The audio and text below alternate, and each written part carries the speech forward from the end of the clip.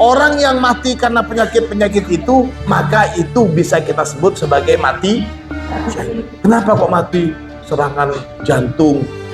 Mati karena kankernya sudah stadium tinggi. Itu mati syahid. Jangankan yang mati karena itu, al-mabtun, orang yang sakit perut kemudian mati, syahidun. Maka itu juga disebut dengan kematian syahid. Sakit perut saja, mual, tahu-tahu 5 menit kemudian meninggal. Itu masuk catatan sebagai mati syahid. Gimana kalau kena virus? Virus apa? Virus corona. Mati karena kena virus corona. Itu juga masuk catatan ini. Jangankan mati karena corona, sakit perut saja mati syahid.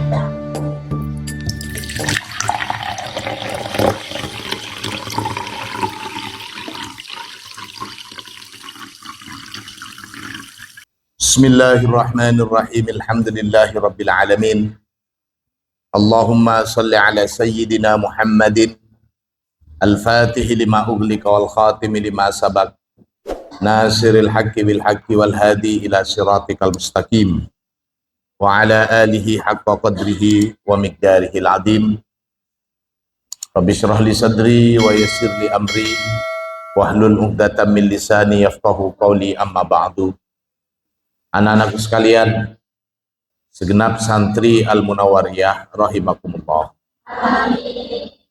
Ada istilah mematikan, ada istilah mewafatkan. Mati itu artinya akhir dari kehidupan dunia. Bahwa Allah itu adalah yuhyi wa yumit. Allah yang menghidupkan dan Allah yang mematikan. Di ayat ini Allah menggunakan istilah mutawaffi, mewafatkan. Jadi beda antara wafat dengan mati. Nah, tidak ada satupun selain Allah yang bisa mewafatkan orang tanpa menghentikan nafasnya dengan cara membunuh. Tidak ada orang yang bisa bilang, mati kamu, kemudian mati. Tidak. Pasti harus digunakan sesuatu untuk menghentikan aliran darah atau nafasnya. Ada sebab. Sebabnya itu yang dilakukan oleh manusia. Itu sudah kita bahas kemarin. Maka di sini dikatakan, untuk membunuh itu walidzalika yaqdiru ba'dul bashar ala ba'din. Orang bisa mengakhiri kehidupan seseorang dengan cara membunuh. Tanpa membunuh tidak mungkin bisa seseorang mengakhiri hidup orang lain. Ammal wafatu, adapun istilah wafat itu fatakunu biduni hadmil binyah. Wafat itu adalah makna lain dari berakhirnya kehidupan tanpa melakukan atau tanpa sebab berakhirnya kematian itu. Dan ini hanya bisa dilakukan oleh Allah Subhanahu wa ta'ala. Maka wa idza amatallahu ta'ala al-insana bihatmi bunyatihi i'tabarahu syahidan. Kalau Allah mematikan kehidupan seorang dengan sebab i'tabarahu syahidan, maka hal yang demikian itu disebut kematian yang syahid. Kama qala Rasulullah sallallahu alaihi wasallam, sebagaimana sabda Nabi, asyhadatu sab'atun. Adapun kematian syahid itu ialah 7 macam. Siwal qatli fi sabilillahi, selain berperang atau mati di jalan Allah. Jadi yang namanya mati syahid selain berperang di jalan Allah itu ada 7. Al-mat'unu syahidun. Yang pertama, al-mat'un, mati tertikam. Mati tertikam syahidun. Yalah syahid, itu mati syahid. Wal ghariku, dan yang kedua tenggelam, syahidun, juga kematian syahid. Wa sahibu dzatil jambi syahidun. Sahibu dzatil jambi itu kematian karena punya penyakit dalam. Artinya penyakit yang bukan tampakan di luar. Macam-macam ini. Di sini masuk seperti maksudnya dalam itu bagian dalam tubuh. Yang mulai dari penyakit jantung, apalagi penyakit liver, kanker. Nah, itu semua penyakit dalam. Orang yang mati karena penyakit-penyakit itu, maka itu bisa kita sebut sebagai mati. Kenapa kok mati serangan jantung? Mati karena kankernya sudah stadium tinggi.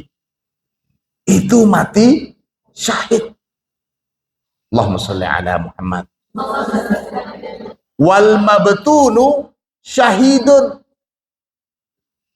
Jangankan mati karena kanker sampai stadium tinggi, mati karena liver sudah nggak berfungsi, mati serangan jantung.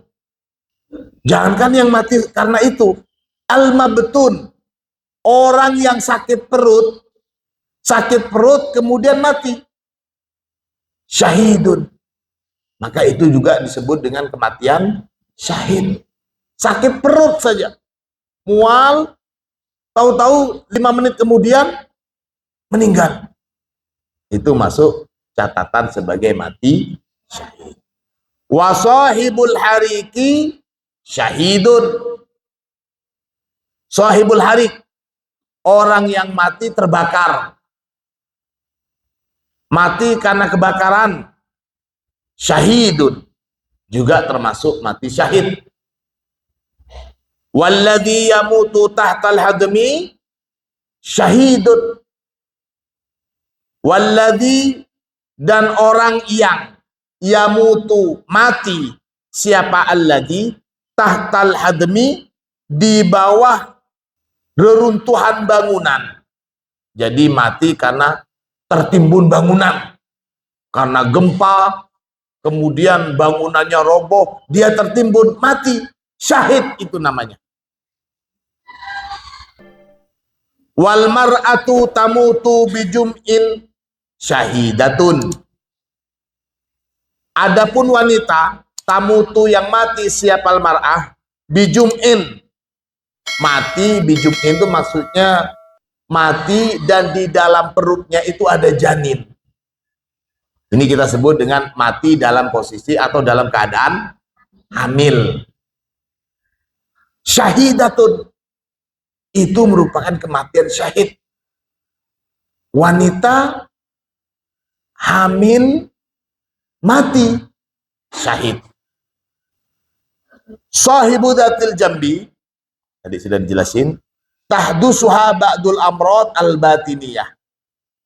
Orang yang tertimpa macam-macam penyakit al-batiniyah yang bersifat batin, artinya tidak nampak secara dohir, yang model seperti serangan jantung, penyakit liver, penyakit kanker, dan sejenisnya. Gimana kalau kena virus? Virus apa? Virus corona. Mati karena kena virus corona. Itu juga masuk catatan ini.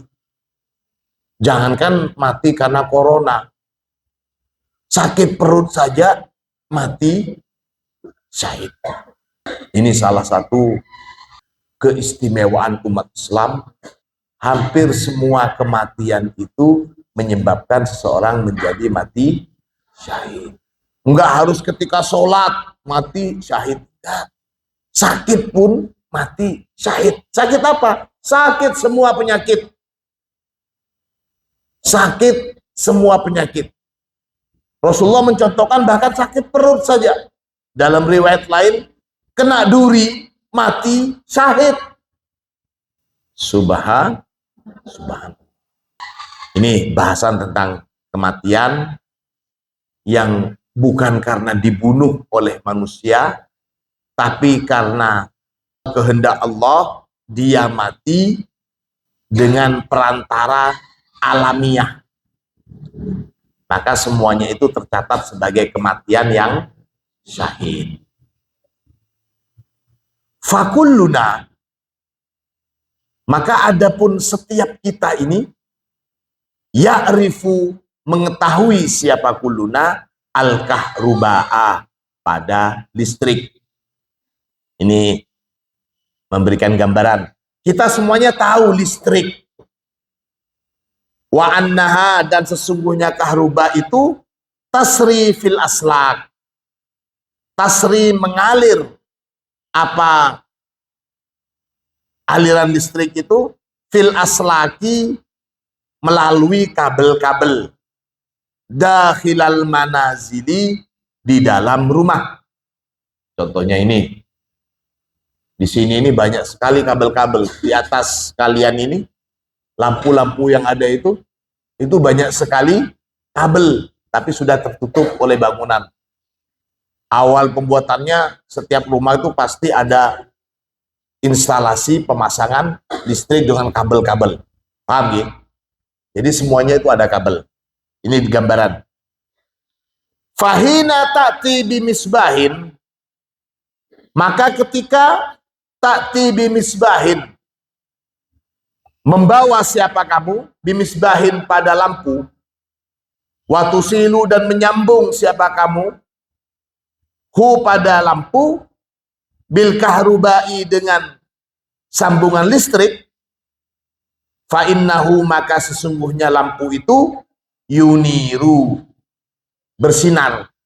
Innal misbah, sesungguhnya lampu itu lam ya'ti bin nur, lampu itu tidak membawa cahaya. Jadi bukan lampunya itu yang bercahaya. Bal yasduru minhu ad-daw, akan tetapi yasduru, bersumber, minhu, dari misbah, ad-daw'u, apa, cahaya. Lampu itu sejatinya tidak bawa sinar, tapi cahaya bisa bersumber dari lampu itu. Wahina yang kasiru hadal misbah, wahina, dan ketika, yang kasiru, pecah, hadal misbahu, apa, lampu ini, tadillul kahruba maujudatan, tadillu, ada, al-kahruba'u, apa, aliran listrik, maujudatan, tetap ada. Maksudnya lihat, itu ada lampu, lampunya pecah, dari sini aliran listriknya ada. Meskipun lampunya itu pecah, tetap saja aliran listriknya itu masih ada gitu. Walakin nadau yadhab, tapi karena lampunya pecah, listriknya sendiri itu nggak bisa mengeluarkan sinar. Yang mengeluarkan sinar itu lampunya setelah tersambung dengan aliran listrik. Ketika lampunya pecah, meskipun saluran listriknya ada, tetap saja tidak bisa keluar cahaya. Paham ya? Ini maksudnya. Kadzalika ruhu bin nisbati lil jasad. Begitulah perbandingannya ruh binisbati lil jasad, dinisbatkan dengan jasmani. Inna ruh, sesungguhnya ruh, la tujad, tidak ada apa ruh, illa, kecuali, fi jasadin, dalam satu tubuh, lahu, yang bagi tubuh, muasofatun khosotun, terdapat kekhususan atau kriteria-kriteria khusus. Amma idza ikhtallatil muasofat, adapun idza ikhtallat, jika sepi atau tidak ada, al muasofatu, apa, ciri khusus itu, fayartafi'u, maka terangkatlah, sirrullahi, apa sirnya Allah, minhu, dari jasad. Fal mautu, maka adapun kematian itu, huwa, adapun kematian, irhaqul hayati, ialah pelenyapan kehidupan. Kematian itu adalah ya meniadakan kehidupan, maksudnya akhir dari kehidupan. Bi ghairi hatmil binyah, dengan tanpa menghilangkan konstruksi kehidupan itu sendiri. Wala yaqdiru ala dzalika illallahu ta'ala, dan tiadalah mampu ala dzalika, pada yang demikian itu, illallahu ta'ala, kecuali Allah subhanahu wa ta'ala. Jadi makna inni mutawaffika wa rafi'uka, antara mewafatkan dan mengangkat. Mereka mengira bahwa orang-orang Yahudi sudah memberikan sebab kematian Nabi Isa, yakni dengan cara menyalib. Orang Nasrani meyakini kalau Nabi Isa itu sudah disalib dan hidup lagi. Kita tidak. Kita meyakini bahwa Nabi Isa tidak disalib oleh mereka, orang-orang Yahudi. Yang disalib itu adalah orang yang diserupakan seperti Nabi Isa. Ini akidah kita. Maka di sini dilanjutkan, idz qala Allah ya Isa inni mutawaffika wa rafi'uka ilayya. Haula'il ladzina yunkiruna ayyurfa Isa alaihi salam li'annahu syai'un ajib. Kaifa qabilu ayyulada bi ghairi abin wa huwa a'jab. Haula, adapun mereka, alladzina, yang yungkiruna, mengingkari. Mereka di sini maksudnya orang-orang Yahudi. Kelompok yang mengingkari ayyurfa Isa alaihissalam, bahwa Nabi Isa itu sudah diangkat. Mereka mengingkari pengangkatan Nabi Isa. Itu kelompok yang mengingkari pengangkatan Nabi Isa li'annahu syai'un ajib, karena hal yang sedemikian itu syai'un ajib, sesuatu yang ya aneh. Gak mungkin lah orang sudah mati kok diangkat. Ini orang-orang Yahudi. Mereka yang merasa aneh dengan pengangkatan Nabi Isa. Kaifa qabilu ayyulada bi ghairi abin. Bagaimana mungkin qabilu menerima siapa mereka? Ayyulada, pada dilahirkan siapa Isa, bi ghairi abin, tanpa seorang bapak. Mereka yang menganggap bahwa Nabi Isa itu diangkat adalah sesuatu yang aneh. Lantas bagaimana mereka bisa menerima kalau Nabi Isa itu telah dilahirkan tanpa seorang bapak? Wahwa ajab. Wahwa, dan adapun kelahiran Isa tanpa seorang bapak, ajabu, itu lebih aneh daripada cuman langsung diangkat oleh Allah. Kelahiran seorang bayi tanpa bapak itu lebih aneh daripada sekedar orangnya sudah ada dan diangkat oleh Allah. Gitu maksudnya. Wa qad ya'ti tawaffi bimakna akhar. Nah, ini pembahasan lain. Tadi masalah pengangkatan dan perbedaan antara mati, wafat. Nah, sekarang wa qad ya'ti, dan terkadang ya'ti, ada.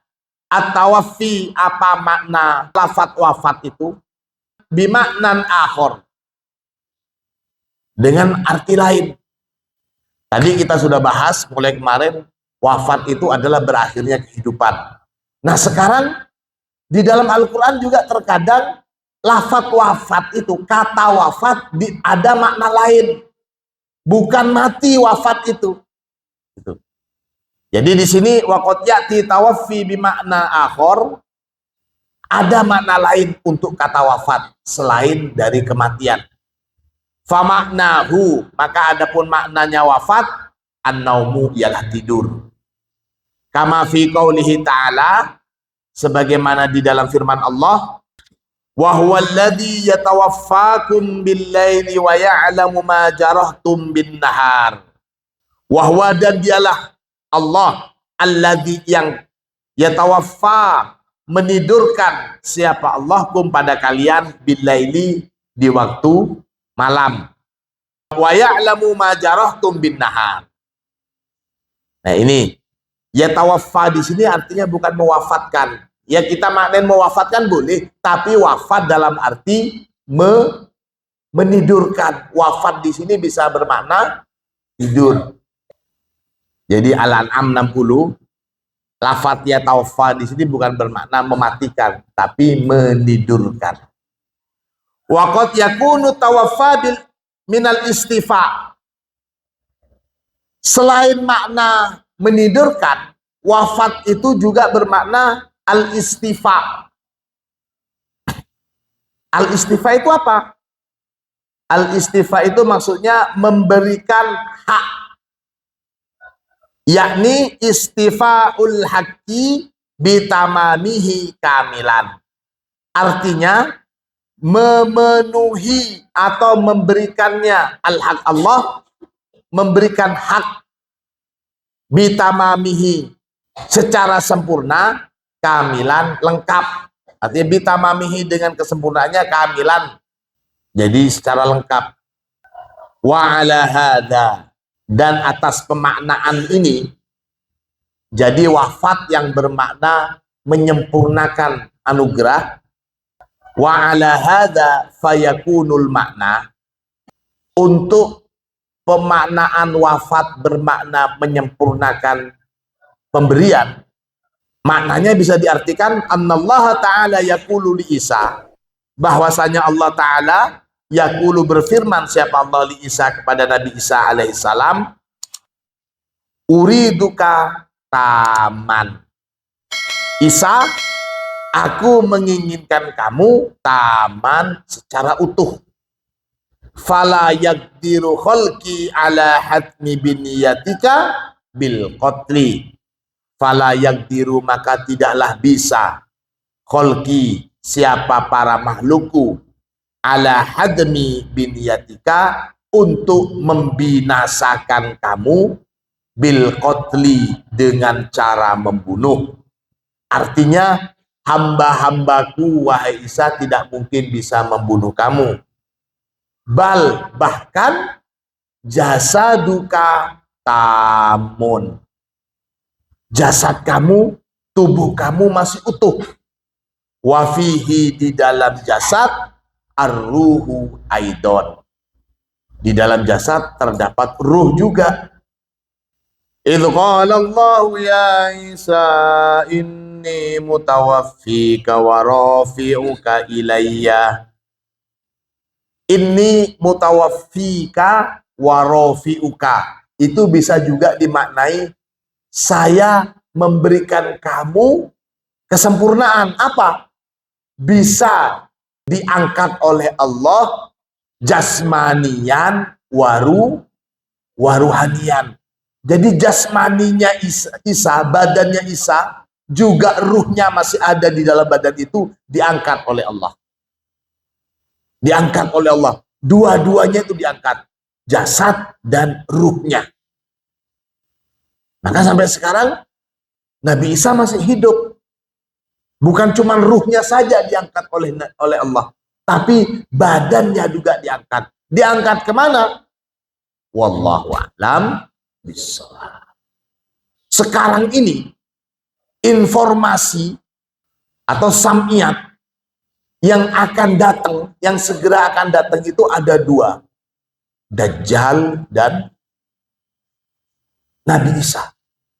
Dajjal akan memporak-porandakan alam semesta, dan Isa akan menjadi penolong umat Islam membinasakan Dajjal.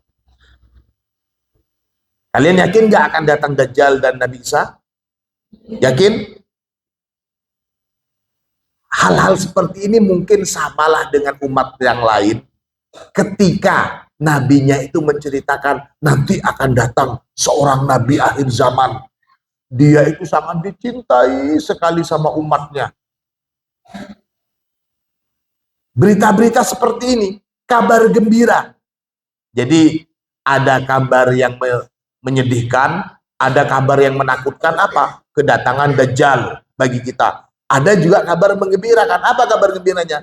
Rasulullah akan juga banyak meriwayatkan dalam hadis, Nabi Isa nanti akan datang memimpin umat Islam. Rasulullah menggambarkan nanti akan turun Dajjal. Tanda-tandanya, tanda-tanda keluarnya Dajjal itu juga ketika nanti orang-orang Yahudi, Bani Israel itu sudah kalah perang mereka. Mereka sudah bersembunyi ke tempat-tempat, bahkan bersembunyi ke semua tempat. Semua tempat itu ngasih tahu ini loh ada di sini Bani Israel, ada di sini. Kecuali ada pohon yang sekarang sudah ditanam oleh mereka. Pohon-pohon itulah yang akan melindungi Bani Israel nanti ketika sembunyi. Gak ada di sini. Sekarang sudah banyak pohon itu ditanam oleh mereka. Jadi kalau umpamanya kita lihat sekarang bangsa Palestina masih kalah, orang-orang Bani Israel benang kuat balentaranya, itu tandanya Dajjal masihlah lama, kiamat masihlah lama. Kalian maunya orang-orang Bani Israel itu kalah atau menang? Sekarang saya tanya, maunya menang atau kalah sekarang ini?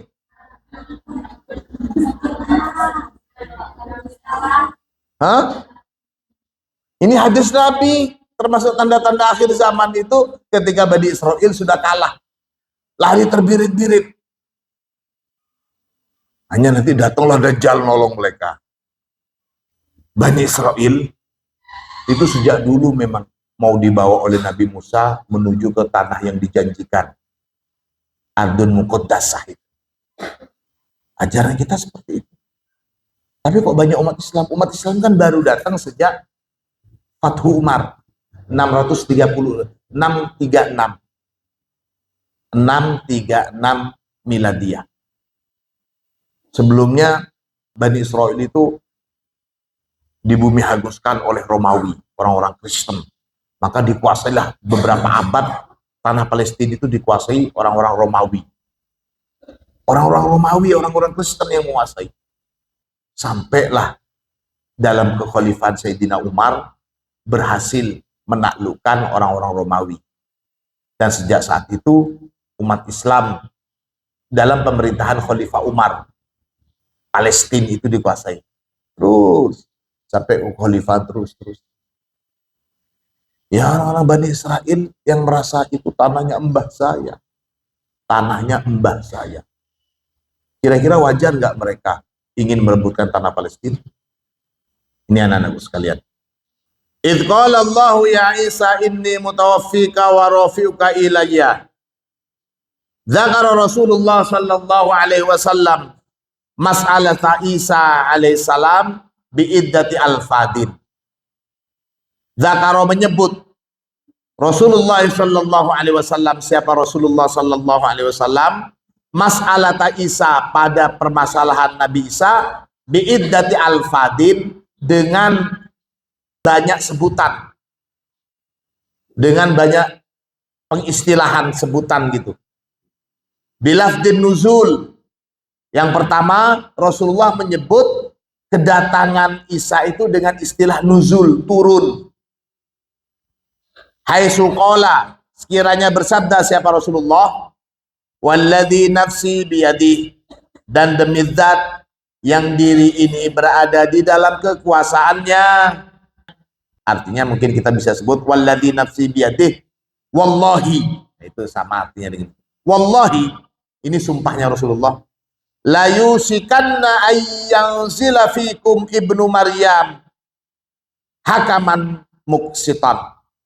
Demi Allah, ini Rasulullah ngabarin ke kita, la yusikanna, sungguh dekat ayyanzila fikum, waktu akan turun fikum kepada kalian, Ibnu Maryam, siapa putranya Maryam, yakni Nabi Isa maksudnya, hakaman, turun hakaman sebagai hakim, muksiton yang adil.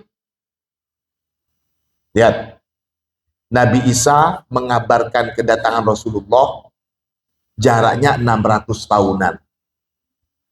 Kita sekarang, waktu kita dengan Rasulullah sudah berapa tahun?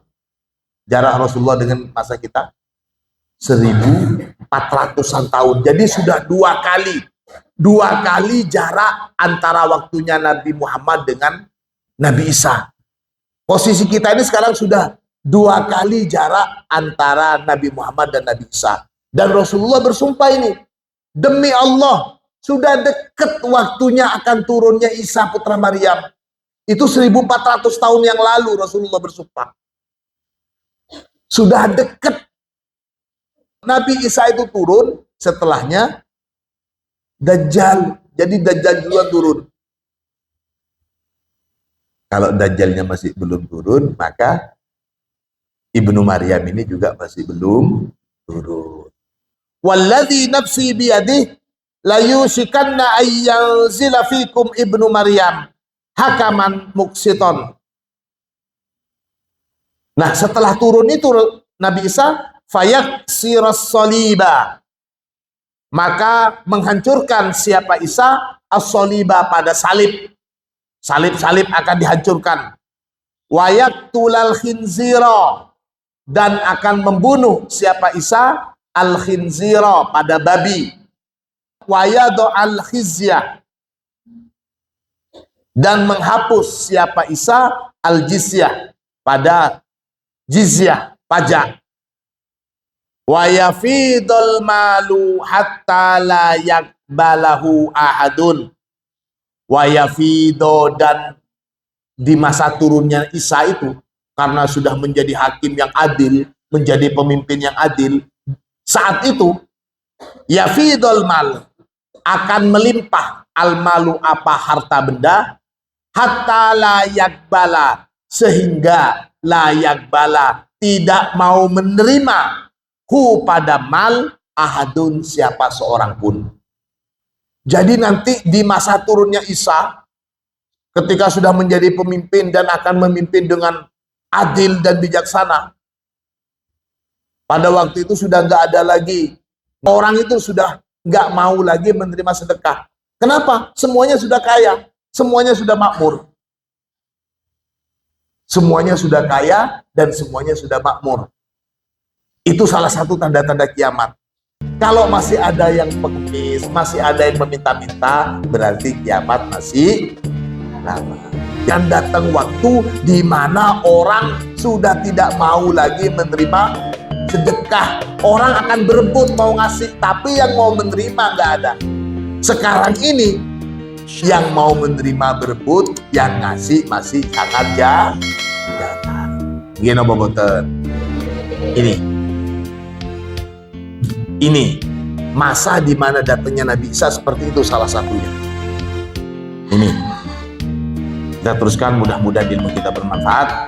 Al-Fatihah.